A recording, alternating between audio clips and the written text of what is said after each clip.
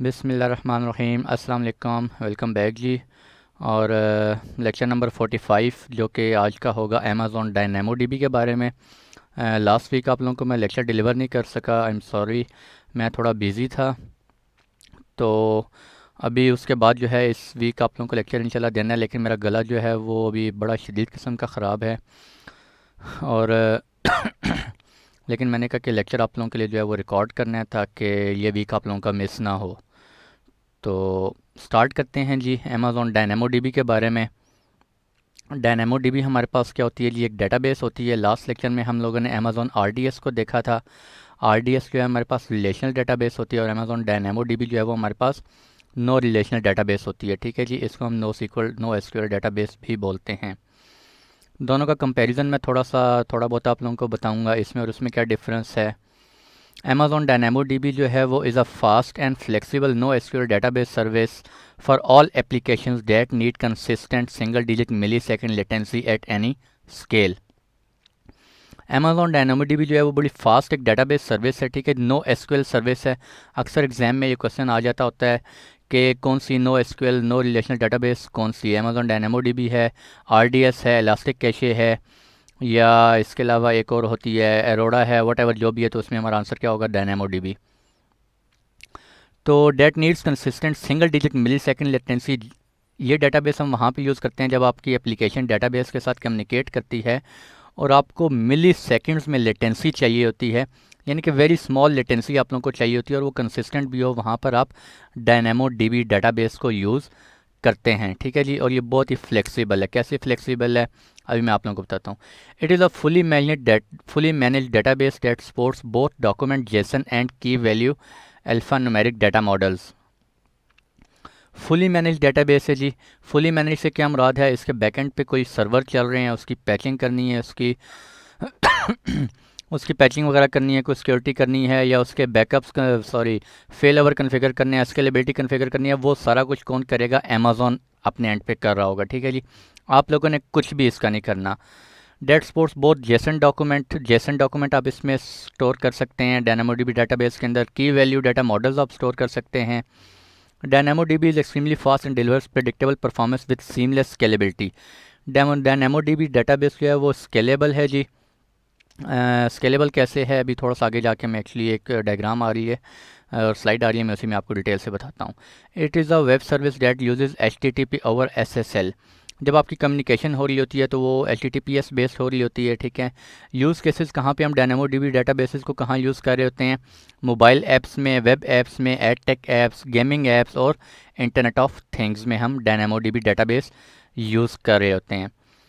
Dynamo dB database जो है वो टेबल्स आर स्कीमालेस। अच्छा जी, डायनामो डीबी के अंदर हम लोग क्या करते हैं, टेबल्स क्रिएट करते हैं। जबकि RDS में मैंने आप लोग क्या बताया था हम लोग क्या करते हैं, सर्वर सेटअप करते हैं। अमेज़ॉन RDS के अंदर सर्वर सेटअप करते हैं। फिर सर्वर के बाद जो है हम उसको, सर्वर के ऊपर हमारे पास कोई एक्सेस नहीं होती, एडमिन एक्सेस। ठीक है, सर्वर को हम एक्सेस नहीं कर सकते, मतलब उसकी स्केलेबिलिटी कन्फिगर करते हैं, हाई अवेलेबिलिटी कन्फिगर करते हैं, बैकअप्स वगैरह कन्फिगर करते हैं, काफ़ी सारी चीज़ें कन्फिगर कर होते हैं। लेकिन डायनेमो डीबी में आप उसके बाद जाके हम उस RDS को एक्सेस करते हैं और उसके बाद हम उसके अंदर टेबल्स क्रिएट करते हैं। जबकि डायनेमो डीबी टेबल के अंदर आपने कोई सेटिंग्स यूज़ नहीं करनी, आप डायरेक्ट क्या करेंगे, टेबल्स क्रिएट करेंगे। ठीक है जी, which means that neither the attribute nor their data types need to be predefined beforehand. जब आप टेबल क्रिएट करते हैं तो उसके अंदर एक चीज़ होती है जो कि हमारे पास प्राइमरी की होती है, वो आपको डिफ़ाइन करनी पड़ती है पहले। उसके अलावा आपको कोई चीज़ डायनामो डीबी टेबल के अंदर डिफ़ाइन नहीं करनी पड़ती। ठीक है जी, each items can have its own distinct attributes. Tables होते हैं और टेबल्स के अंदर हमारे पास क्या होते हैं, आइटम्स होते हैं। ठीक है, और हर आइटम के अंदर फिर डिफरेंट एट्रीब्यूट्स होते हैं। आगे एक डायग्राम आ रही है, उसमें मैं आपको सही बताऊंगा आइटम्स और एट्रीब्यूट्स क्या होते हैं। DynamoDB does not support complex relational DB queries और क्यूरिंग और जॉइंस। मल्टीपल डेटाबेसेस को आप ज्वाइन करके उनके ऊपर क्यूरी नहीं कर सकते डायनामो डीबी के अंदर, ये आप RDS के अंदर कर सकते हैं। ठीक है जी, डायनामो डीबी के अंदर ये सपोर्ट नहीं करता। ड्यूरेबिलिटी है and performance. Dynamo dB automatically replicates data across 3 facilities, जबकि RDS में आप क्या कर रहे होते हैं, मल्टी एजी खुद से कन्फिगर कर रहे होते हैं। DynamoDB में आपको मल्टी एजी वगैरह कन्फिगर नहीं करना होता। DynamoDB के अंदर जो डाटा होता है, it automatically replicates data across 3 facilities. 3 facilities में डाटा ऑटोमेटिकली आपका क्या हो रहा होता है, डिवाइड हो रहा होता है, रेप्लिकेट हो रहा होता है, ठीक है, नॉट डिवाइड, रेप्लिकेट हो रहा होता है। और 3 फैसिलिटीज़ से क्या मुराद है जी, डाटा सेंटर्स, नॉट एजीज। इसका ये मतलब नहीं है 3 एजीज में, हो सकता है एक ही एजी के अंदर आपके रीजन्स होते हैं, रीजन्स के अंदर डिफरेंट अवेलेबिलिटी जोन होते हैं, और हर अवेलेबिलिटी जोन के अंदर डिफरेंट डाटा सेंटर्स होते हैं। तो हो सकता है एक अवेलेबिलिटी जोन के अंदर 3 डिफरेंट डाटा सेंटर्स में आपका डाटा रेप्लिकेट हो रहा हो, ठीक है जी, in an AWS region for high availability and data durability, ठीक है जी। It also partitions your database और sufficient number of servers according to your read write capacity. अब जब आप टेबल क्रिएट करते हैं, टेबल के ऊपर जब आप रीड राइट ऑपरेशंस परफॉर्म करते हैं डाटाबेस के अंदर, तो उसके अंदर अगर आपके रीड राइट कैपेसिटी ज्यों ज्यों बढ़ते जाएंगे, अगर आपने ऑटो स्केलिंग कन्फिगर की हुई है, तो आपके रीड राइट अगर बढ़ते जा रहे हैं, तो DynamoDB इटसेल्फ क्या करेगा, बैकएंड पे जितने भी EC2 सर्वर्स जो हैं वो चल रहे होंगे, उनको वो खुद ही ऑटो स्केल करता रहेगा, खुद ही मैनेज करेगा DynamoDB, ठीक है। अगर आपकी रीड राइट कैपेसिटी जो है वो कम हो गई है, तो आपके बैकएंड पे जो EC2 इंस्टांसेस होंगे या जो भी सर्वर्स चल रहे होंगे, वो भी क्या हो जाएंगे, टर्मिनेट होते रहेंगे साथ साथ, ठीक है जी। तो ये क्या हुआ, स्केलेबल हुआ हमारे पास। Performs automatic fail over in case of any failure. अगर कोई एक फैसिलिटी या कुछ आपका एक डाटा सेंटर अगर आपका डाउन भी हो जाता है, तो ऑटोमेटिकली फेल ओवर कर जाता है, आपको पता तक नहीं चलता। DynamoDB runs exclusively on SSD volumes. SSD volumes के ऊपर आपकी डाटाबेस ये चल रही होती है। SSD वॉल्यूम से हमें क्या कुछ मिलता है जी, लो लेटेंसी मिलती है SSD वॉल्यूम के ऊपर, जबकि general purpose SSD, general purpose hard disk होती है, उनके ऊपर आपको लो लेटेंसी नहीं मिल रही होती इतनी, ठीक है जी। SSD के ऊपर आपको लो लेटेंसी मिल रही होती है, प्रेडिक्टेबल परफॉर्मेंस और हाई इनपुट आउटपुट ऑपरेशन जो होते हैं वो आपके क्या होते हैं, हाई होते हैं। DynamoDB read consistency. Read consistency से क्या मुराद है जी, S3 में मैंने आप लोगों को बताया था 2 तरह की हमारे पास कंसिस्टेंसी होती है। S3 provides eventual consistency for overwrite puts and deletes, ठीक है जी।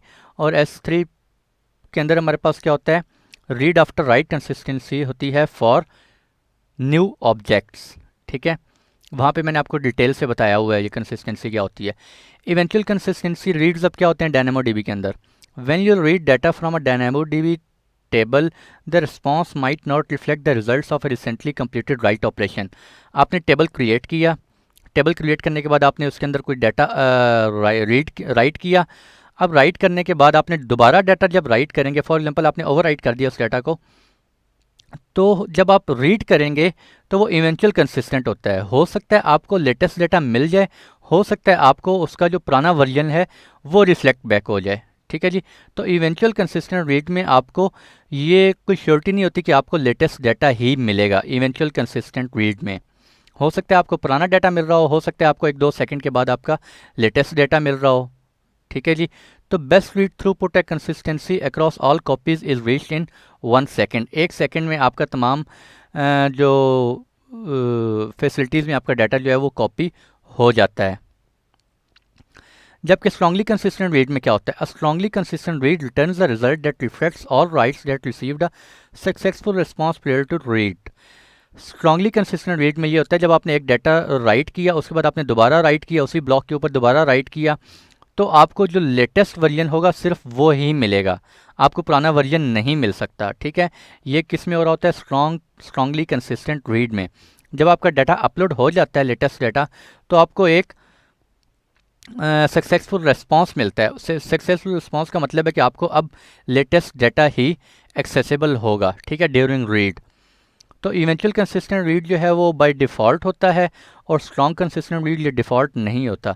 जब आपके यूज़र्स या एप्लीकेशंस जब डाटा रीड कर रहे होते हैं फ्रॉम DynamoDB टेबल्स, तो आप ड्यूरिंग सेटिंग आप ये स्पेसिफाई कर सकते हैं कि आपको स्ट्रॉन्ग कंसिस्टेंट रीड चाहिए या आपको इवेंचुअल कंसिस्टेंट रीड चाहिए। अगर आप स्ट्रॉन्ग कंसिस्टेंट रीड नहीं पुट करेंगे तो वो बाय डिफ़ॉल्ट क्या होता है, eventual consistent read automatically select कर लेगा।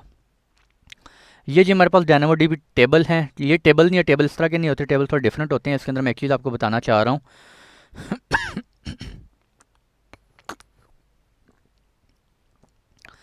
तो सॉरी यार, मेरा गला ख़राब है, बार बार खांसी आ रही है, सॉरी फॉर डिस्क्रिप्शन। हमारे पास एक टेबल होता है, टेबल के अंदर हमारे पास क्या होते हैं, आइटम्स होते हैं, ठीक है जी। आइटम्स हमारे पास रोज़ में होते हैं। अब हर टेबल के अंदर एक हमारे पास प्राइमरी की आईडी होगी। प्राइमरी की आप लोगों ने टेबल क्रिएट करने से पहले लाजमी डिफाइन करनी होगी, जो कि यूनिक होती है, ठीक है जी। और हमारे पास बाकी ये सब क्या आ गया, ये हमारे पास आइटम है, ये एक आइटम है, एक ये आइटम है, एक ये आइटम है। और आइटम के अंदर ये क्या है, डिफरेंट एट्रीब्यूट्स हैं, फर्स्ट नेम, लास्ट नेम, उसका नेम, फ़ोन नंबर, ये सारा क्या है इसके अंदर, एट्रीब्यूट आ गए, ठीक है जी। तो एक हमारे पास प्राइमरी की होती है, प्राइमरी की आईडी होती है, जो कि आपने टेबल क्रिएट करने से पहले डिफाइन करनी होगी।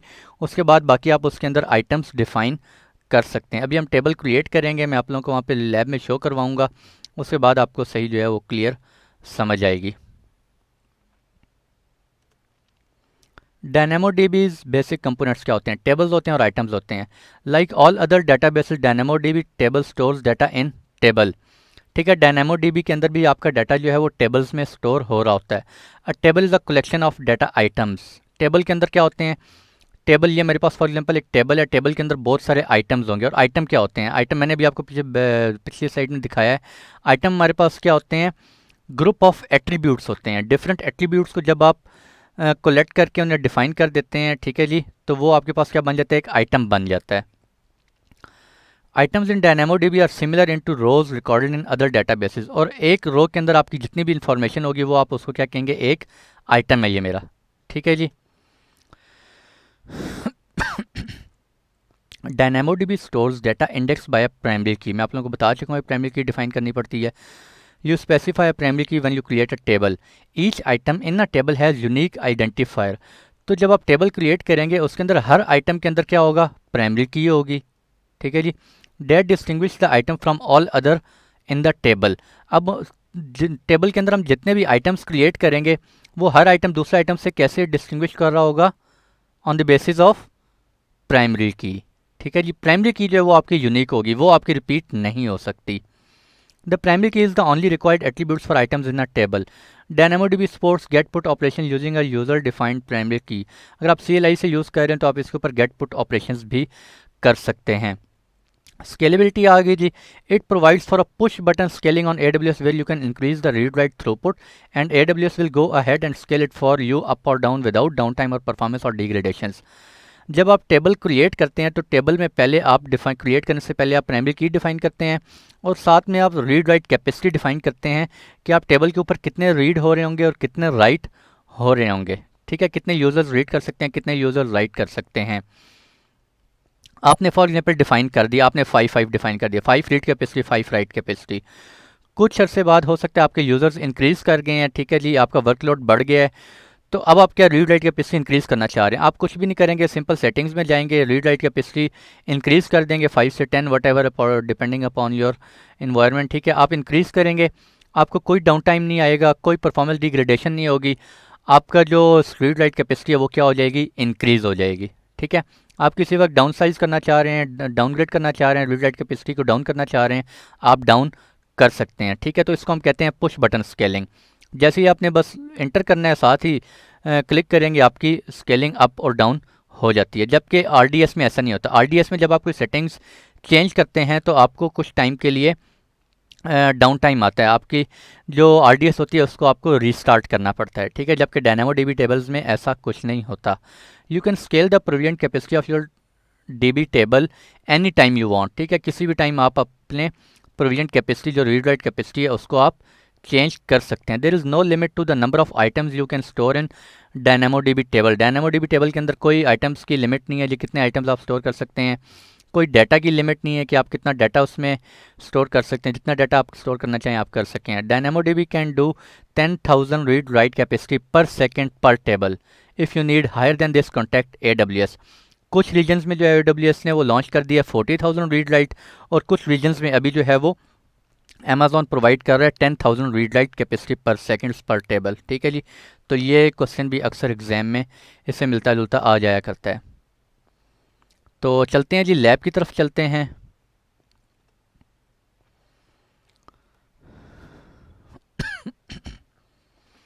कंसोल में लॉगिन कर लेते हैं। कंसोल में लॉगिन करने के बाद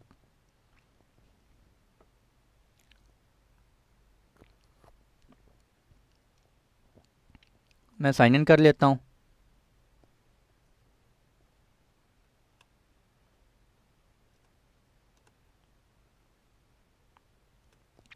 साइन इन करने के बाद आप सर्विसेज में आएंगे, सर्विसेज में आके यहाँ पे आप टाइप करेंगे डायनेमो।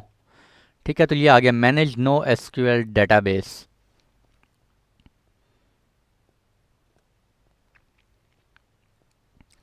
तो ये हमारे पास आ गया Amazon DynamoDB. Amazon DynamoDB is a fast and flexible no SQL database service है। ठीक है, ऑल एप्लीकेशन जहाँ पे हमें single digit millisecond latency चाहिए होती है, जहाँ पे हमें लेटेंसी बहुत लो चाहिए होती है, वहाँ पर हम इस डायनेमो डीबी डेटाबेस को यूज़ करते हैं। ठीक है जी, तो मैंने आपको बताया यहाँ पे आपने कुछ कन्फिगर नहीं करना, कोई हाई अवेलेबिलिटी स्केलेबिलिटी कुछ भी आपने कन्फिगर नहीं करना कोई। वहाँ पर तो पहले हम सारा कुछ वो इन्वायरमेंट सेटअप कर रहे होते हैं, कितनी रैम चाहिए, कितने सीपीयूज़ चाहिए, मल्टी एजी करनी है नहीं करनी, इंक्रिप्शन करनी है नहीं करनी, वट एवर बहुत सारी सेटिंग्स होती हैं। तो यहाँ पर डायनेमो डीबी टेबल के अंदर आप सिर्फ अमेजॉन डायनेमो डीबी डेटाबेस के अंदर आप सिर्फ टेबल्स क्रिएट करते हैं। ठीक है जी, टेबल क्रिएट करें, यहाँ पे क्लिक करें, टेबल को आप नाम देंगे। मैं नाम दे देता हूँ UITA टेबल। ठीक है जी, आई थिंक स्पेस दे दी है। प्राइमरी की मैंने आप लोगों को बताया, यहाँ पर आपको जो है वो एक प्राइमरी की डिफाइन करनी पड़ेगी। ठीक है जी, आप स्ट्रिंग डिफाइन करना चाह रहे हैं, बाइनरी नंबर वट एवर, मैं भी स्ट्रिंग ही डिफाइन कर देता हूँ। ठीक है जी, डिफ़ॉल्ट सेटिंग्स करना चाह रहे हैं, डिफ़ॉल्ट सेटिंग्स में आपको सेकेंडरी इंडेक्स सेट नहीं कर सकते। प्रोविजन कैपेसिटी आपकी बाय डिफ़ॉल्ट 5 रीड 5 राइट होती है। ठीक है, बेसिंग अलार्म्स आपके लिए लगे हुए हैं।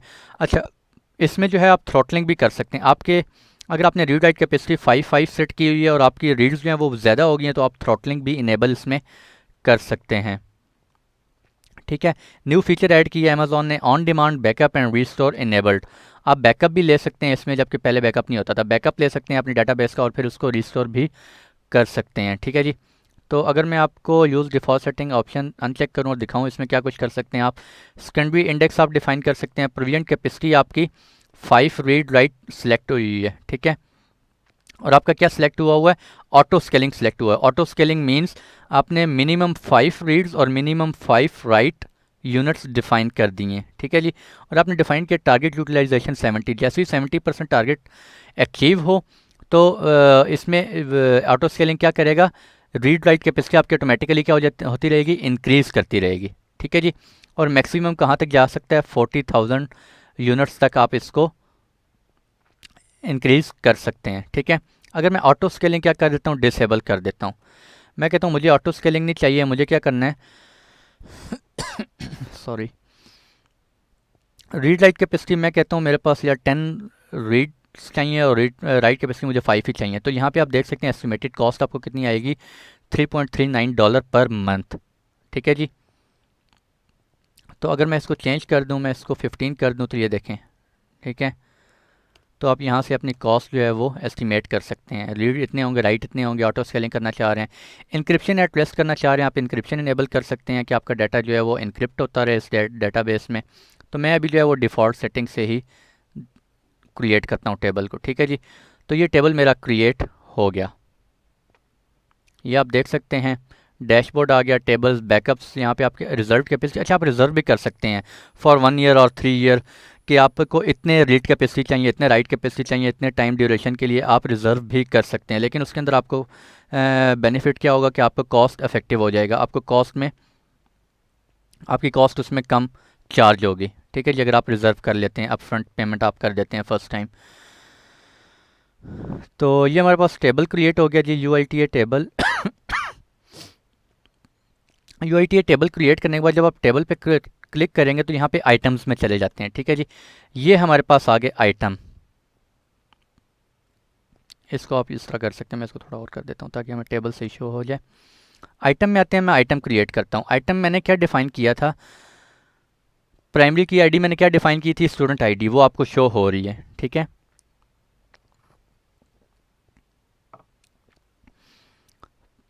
अब इसमें मैंने क्या रखा है जी, स्ट्रिंग रखा है। आई थिंक मुझे रखना चाहिए था, नंबर रखना चाहिए था स्टूडेंट आईडी में।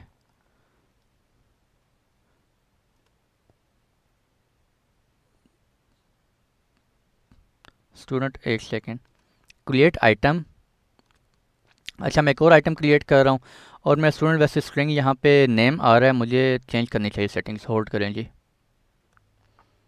अच्छा जी, तो मैंने दोबारा टेबल क्रिएट कर लिया, यूआईडी टेबल। अब हम आइटम्स में जाएंगे, आइटम्स में जाके मैं आइटम क्रिएट करता हूँ। ठीक है, स्टूडेंट आईडी नंबर यहाँ पे क्या आ रहा है, वैल्यू। अब आप स्टूडेंट आईडी नंबर, मैं कहता हूँ फॉर एग्जांपल एक स्टूडेंट है, उसका आईडी है 100। ठीक है जी, अपेंड करें। अपेंड में आप क्या करना चाह रहे हैं, कोई स्ट्रिंग ऐड करना चाह रहे हैं, नंबर ऐड करना चाह रहे हैं। मैं कहता हूँ जी स्ट्रिंग ऐड कर दो। स्ट्रिंग में कहता हूँ यहाँ पर उसका चलें first name, first name enter करते हैं। ठीक है, फॉर एग्जांपल उसका नेम है अली। ठीक हो गया जी। आप एक और ऐड करना चाह रहे हैं इसमें, अपेंड स्ट्रिंग लास्ट नेम, मैं कहता हूँ राजा। ठीक है जी, इसको सेव कर लें आप। ये आपका सेव हो गया, ये आपका टेबल बन रहा है। ठीक है, और ये आपका एक आइटम है। ठीक है जी, आइटम की प्राइमरी की आईडी क्या है, 100। ये उसका फर्स्ट नेम है और ये क्या है, उसका लास्ट नेम है। ठीक है, मैं एक और आइटम क्रिएट करता हूँ, आप लोगों को एक और चीज़ दिखाता हूँ। मैं वो आइटम क्रिएट करता हूँ और उसका स्टूडेंट आईडी है 200। ठीक है जी, अपेंड, और मैं यहाँ पे कहता हूँ उसकी डिजिग्नेशन क्या है। डिजिग्नेशन मैं कहता हूँ जी वो है इंजीनियर, आईटी इंजीनियर। ठीक है, और मैं बल्कि एक और चीज़ ऐड करते हैं, मैं कहता हूँ जी उसका string first name. First name क्या है, मैं कहता हूँ यासिर, और मैं इसको सेव कर देता हूँ। अब यहाँ पे आप ये देखें, यहाँ पे जो मैंने पहला एक आइटम क्रिएट किया था उसमें डिजिग्नेशन मैंने ऐड नहीं किया था, जबकि मैंने जो अभी एक आइटम क्रिएट किया उस आइटम के अंदर मैंने फर्स्ट नेम ऐड किया है, लास्ट नेम ऐड नहीं किया, और मैंने डिजिग्नेशन ऐड किया है।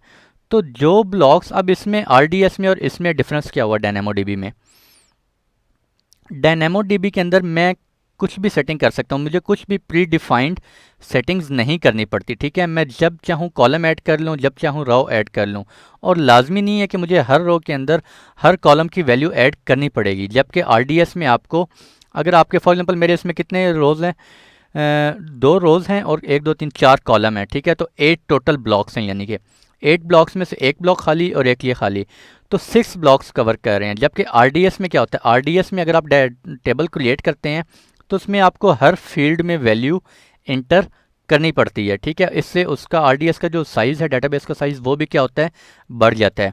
जबकि डायनामोडीबी डाटाबेस के अंदर आपका डाटाबेस का जो साइज़ है वो कम रहता है। ठीक है, जिस ब्लॉक में आप वैल्यू इंटर नहीं करेंगे वो आपका काउंट नहीं होगा, यानी कि आपकी स्पेस वो एम्प्टी रहेगी। ठीक है जी, इसी तरह मैं एक और क्रिएट करना चाह रहा हूँ आइटम, मैं कहता हूँ जी एक और स्टूडेंट है उसका दिस, और अपेंड,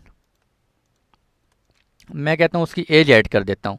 एज है जी फॉर एग्जांपल 25, सेव कर देता हूँ। तो अब आप देख सकते हैं, एक मैंने न्यू यूज़र ऐड किया, उसकी आईडी प्राइमरी की आईडी है 300। ठीक है, और उसकी एज कितनी है 25, बाकी उसकी मैंने कोई इन्फॉर्मेशन इंटर नहीं की। अगर तो ये हमारे पास क्या बन रहा है, एक टेबल बन रहा है। ठीक है जी, अगर आप इसमें आप स्कैन करना चाहें, मैं कह रहा हूँ स्कैन सर्च करना चाह रहा हूँ, मैं स्टार्ट सर्च पे क्लिक करूँगा, स्कैन करूँगा, सॉरी फ़िल्टर करूँगा, फ़िल्टर करूँगा। यहाँ पे आप किस एट्रीब्यूट को करना चाह रहे हैं, मैं कहता हूँ जी फर्स्ट नेम, ये केस सेंसिटिव है। फर्स्ट नेम अगर स्ट्रिंग उसका क्या है, यासिर, मैं एंटर करूँगा, स्टार्ट सर्च करूँगा, और मुझे ये देखें फर्स्ट नेम जो यासिर है सिर्फ वो वाला आइटम मुझे शो हो रहा है। ठीक है, फर्स्ट नेम अगर मैं कहता हूँ मुझे अली शो करे, तो ये देखें जी, ठीक हो गया।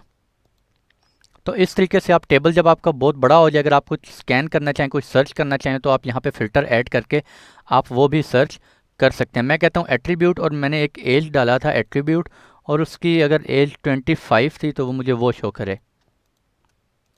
तो ये देखें जी, ठीक है, एज एट्रीब्यूट और 25 डेट इज़, यहाँ पे वैल्यू नंबर होना चाहिए था नंबर इक्वल 25। ठीक है, तो दिस आ गया मेरे पास, सॉरी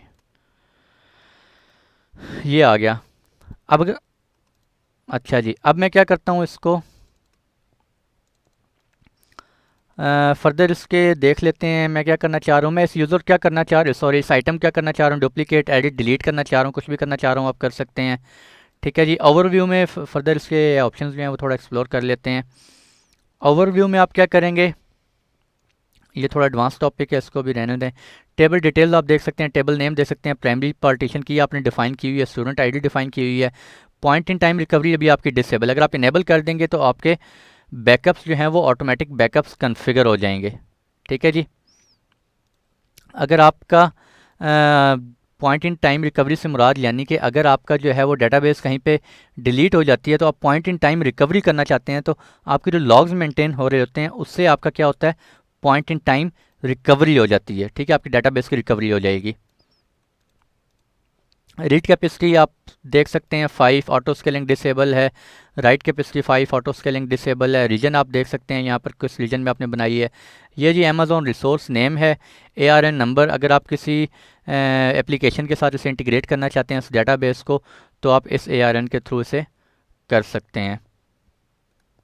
आइटम्स हमने यहाँ पे देख लिए, आइटम्स बना के देख लिए। मैट्रिक्स आप डिफ़ाइन कर सकते हैं, आपके अगर रीड राइट कैपेसिटी बढ़ रहे हैं, डाउन हो रहे हैं, वट आप उस पर कोई क्लाउड वॉच अलार्म्स कन्फिगर करना चाह रहे हैं वो आप कर सकते हैं।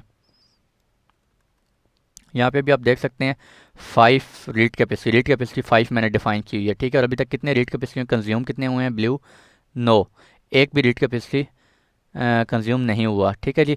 अलार्म्स, यहाँ पे आप अलार्म्स सेटअप कर सकते हैं, बेसिक अलार्म सेटअप हो गए हैं। अगर आप डिटेल करना चाह रहे हैं डिटेल कर सकते हैं। कैपेसिटी आपको बता रहा है, कैपेसिटी यहाँ पे आप चेंज करना चाहें आप चेंज कर सकते हैं। ठीक है जी। वट जो भी आप कैपेसिटी रखें उसके बाद सेव करें, तो ये वो पुश बटन स्केलिंग जो है वो ऑप्शन यहाँ पे आप सेट कर सकते हैं। जस्ट आप रीड राइट कैपेसिटी इंक्रीज़ करेंगे, सेव करेंगे, तो ये आपकी पुश बटन स्केलिंग अप हो जाएगी। इंडेक्सिंग अभी रहने दें। ठीक है जी।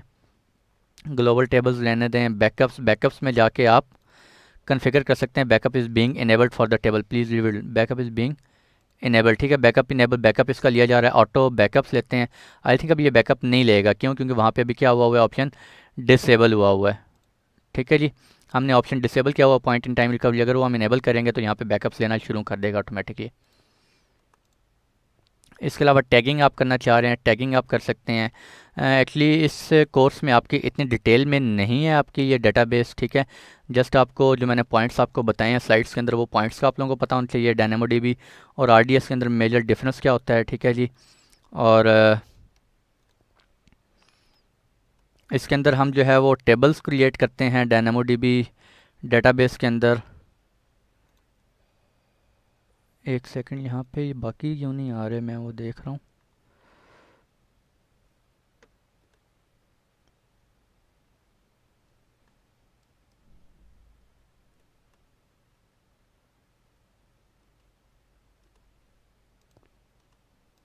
अच्छा जी, बाकी क्यों नहीं आ रहे, लेट मी चेक।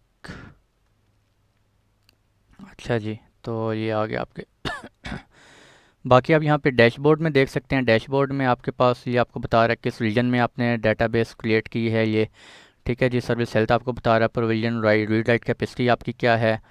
ठीक है जी। और टेबल्स आप यहाँ पे डिफ़ाइन कर सकते हैं। रिजर्व कैपेसिटी आप डिफ़ाइन कर सकते हैं, यहाँ पे प्रोविजन कितनी आप रखना चाह रहे हैं। परचेज़ कर लें रिजर्व कैपेसिटी आप। ठीक है। और डेट शीट यहाँ से आप अगर टेबल को डिलीट करना चाह रहे हैं आप टेबल को डिलीट कर सकते हैं। किसी आइटम को डिलीट करना चाह रहे हैं, ये आपके डिफरेंट आइटम्स हैं, इसमें 3 आइटम्स है। एक ये आइटम है, एक रो एक आइटम के बराबर होती है। ठीक है जी। और ये आगे डिफरेंट एट्रीब्यूट्स हैं हर उसके अंदर, आइटम के अंदर। ठीक है। अगर आप किसी को डिलीट करना चाह रहे हैं, हम यहाँ से सिलेक्ट करेंगे उस आइटम को, आप क्या कर सकते हैं, डिलीट कर सकते हैं जी। ये आपने डिलीट कर दिया। ठीक है। बैकअप लेने आप बैकअप ले सकते हैं, मैनुअल ख़ुद से बैकअप लेने आप वो बैकअप भी ले सकते हैं। ठीक है, टेबल का।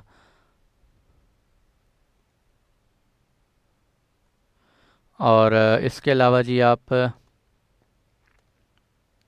अगर टेबल को डिलीट करना चाह रहे हैं आप टेबल को डिलीट कर सकते हैं। यहाँ से सिलेक्ट करेंगे अपना टेबल को और आप क्या करेंगे, डिलीट टेबल। ठीक है जी। Delete all CloudWatch alarm जो अगर सेट हुए हैं उनको भी डिलीट कर दें। Create a backup before deleting this table, इस टेबल को डिलीट करने से पहले आप बैकअप लेना चाह रहे हैं या नहीं लेना चाह रहे हैं। ठीक है जी। तो मैं बैकअप नहीं लेना चाह रहा और मैं इसको क्या कर रहा हूँ, डिलीट कर रहा हूँ जी। तो ये टेबल आपका क्या हो जाएगा, डिलीट हो जाएगा। ठीक है जी। तो ये था आज का लेक्चर डायनामोडीबी डेटाबेस से रिलेटेड। और आज के लिए इतने ही रखते हैं, मिलते हैं इंशाल्लाह आप लोगों से नेक्स्ट लेक्चर में। तब तक के लिए खुश रहें जी, दुआओं में ज़रूर याद रखिएगा। अल्लाह हाफिज़।